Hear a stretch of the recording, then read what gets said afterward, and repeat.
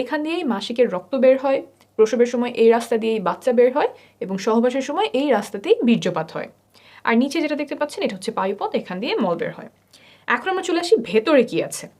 সবচেয়ে উপরের চিত্রটা ছিল প্রস্রাবের রাস্তা, তাই আমাদের প্রস্রাবের রাস্তার পেছনে আছে মূত্রথলি, এখানে প্রস্রাব জমা থাকে, তারপর প্রস্রাবের রাস্তা দিয়ে বের হয়ে যায়।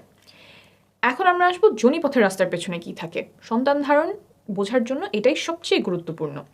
যোনিপথের পেছনে থাকে এই জিনিসটা, আমি আস্তে আস্তে বোঝাই। এই যে দেখছেন ছিদ্রটা, এটাই হচ্ছে যোনিপথের ছিদ্র। এদিক দিয়েই রক্ত বের হয়, এদিক দিয়েই বীর্যপাত হয়, আবার এই রাস্তা দিয়েই বাচ্চা প্রসব হয়। তো এইখানে হচ্ছে আমাদের বীর্যপাতটা হয়। বীর্যপাত হওয়ার পরে শুক্রাণু এইখান থেকে চলে যায় জরায়ুতে।